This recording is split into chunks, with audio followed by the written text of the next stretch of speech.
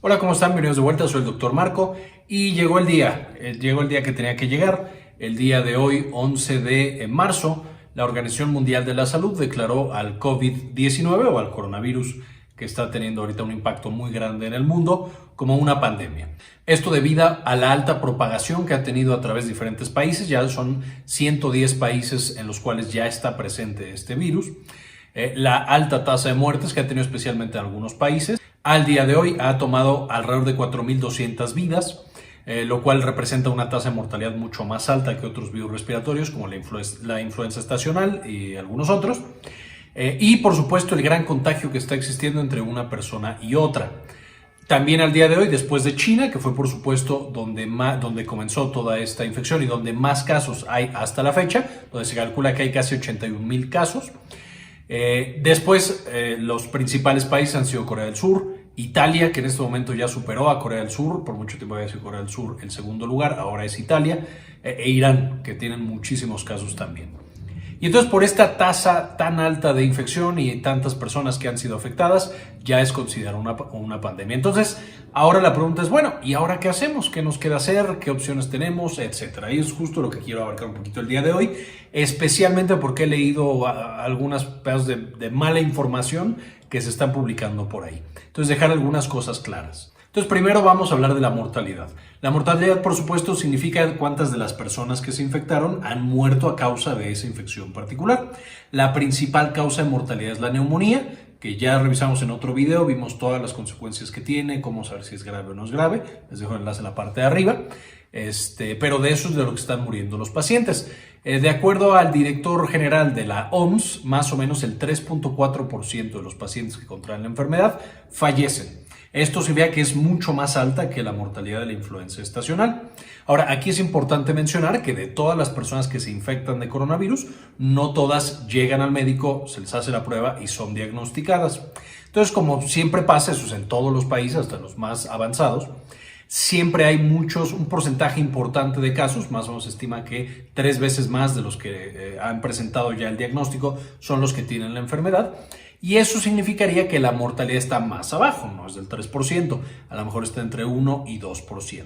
Esto sigue siendo mucho más alto que la influenza estacional, sin embargo, no es tan malo como 3.4, que es una locura, aunque parezca muy poquito.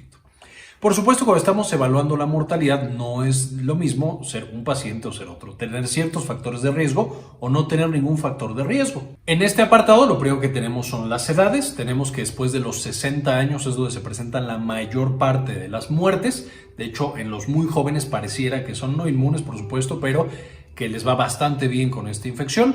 Después de los 60 es cuando empieza a aumentar de manera importante la mortalidad, con entre 60 a 70 años teniendo casi 5% de mortalidad, pero si nos vamos a los 80 años o más, es más de 15%. Entonces ahí es donde están muriendo la mayor parte de las personas.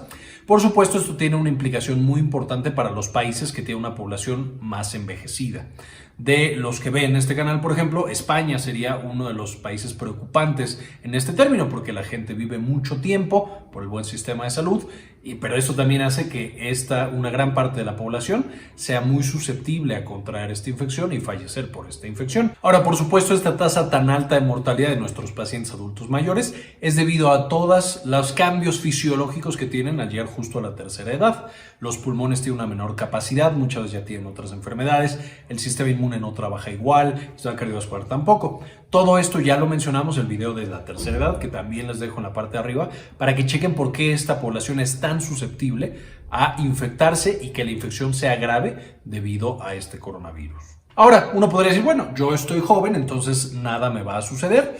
Ahí hay que detener un poco las cabras porque, por supuesto, si tenemos alguna comorbilidad, principalmente enfermedad cardiovascular, diabetes, hipertensión y enfermedades pulmonares como asma o EPOC, la mortalidad va entre el 5 y el 10%.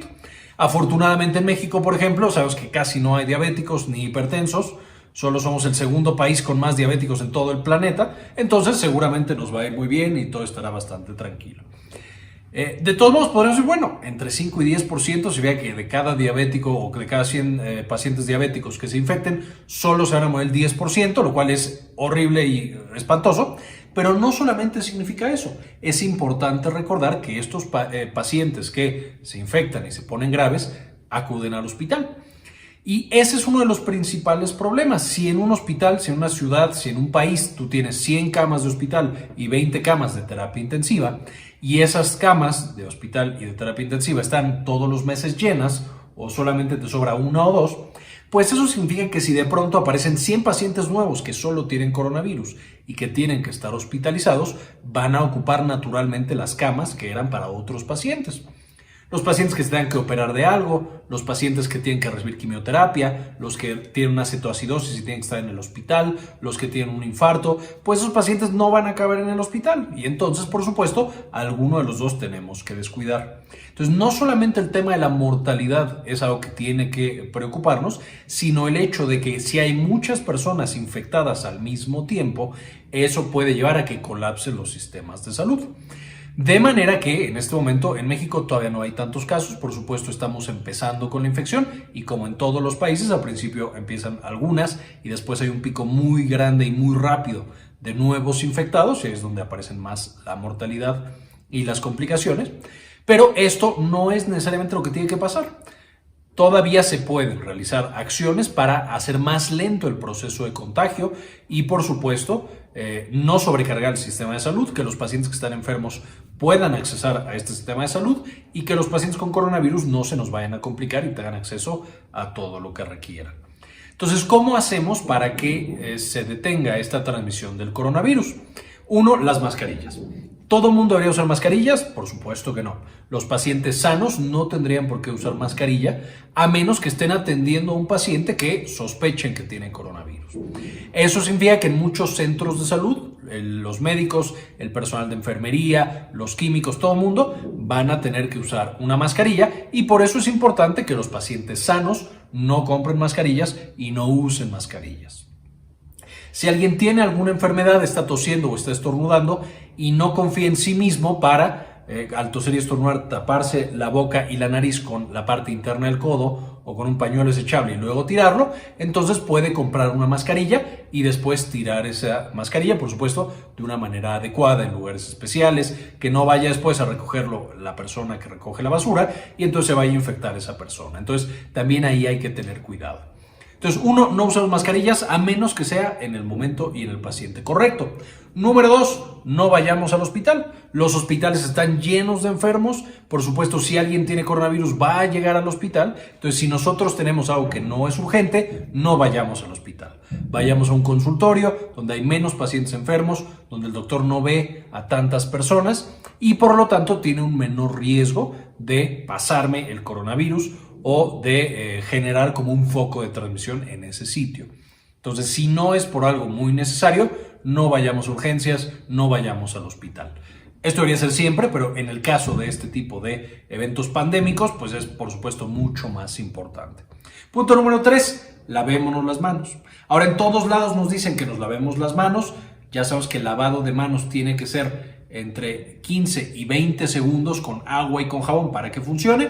Pronto haré un video específicamente de la técnica completa de lavado de manos, que esto va a ser súper esencial. Eso puede disminuir la transmisión del virus de manera muy importante, especialmente entre las personas que estamos juntos, nosotros con nuestros seres queridos, etc. Punto número 4, tratar de evitar dentro de lo posible. ¿No? En México todavía no tenemos un escenario tan oscuro.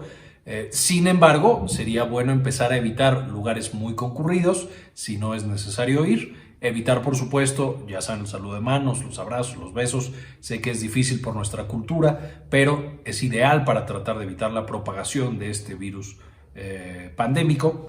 Por supuesto, también dentro de las recomendaciones generales es desinfectar las áreas que nosotros estamos usando, que usó una persona antes. Si estamos en un lugar público, en unas oficinas, en donde sea, pues por supuesto tendremos un riesgo más alto de infectarnos, entonces tendremos que desinfectar mejor esas superficies, tendremos que lavar mejor nuestras manos cuando estemos en estos sitios. Y finalmente la última recomendación, aunque parezca un poco paradójico para todo lo que está sucediendo, es por supuesto no entrar en pánico, buscar información, seguirse educando en cuanto a qué podemos hacer contra el coronavirus. No hacer compras de así pánico y locura, no comprar cubrebocas para tener toda la humanidad. Por supuesto, no ir y acumular comida, agua, etcétera, no. Nada de eso va a funcionar. El punto es, tenemos que estar tranquilos, tenemos que tener claro qué es lo que tenemos que hacer para disminuir la velocidad con la que se está propagando. Y si logramos hacer eso, por supuesto, tendremos una infección mucho más controlada que el sistema de salud pueda soportar. Esa es la clave en este momento y eso es la relevancia de todos estos videos e información que están viendo. No entremos en pánico, todavía no se han salido las cosas de control. Podemos todavía combatirlo, solo tenemos que ponernos las pilas, seguir las recomendaciones de las autoridades de salud y, por supuesto, ser muy cuidadosos en la propagación. Entonces, bueno, eso es todo por el video de hoy. Espero le hayan entendido, sigan las recomendaciones y, como siempre, ayúdenos a cambiar el mundo, compartan la información.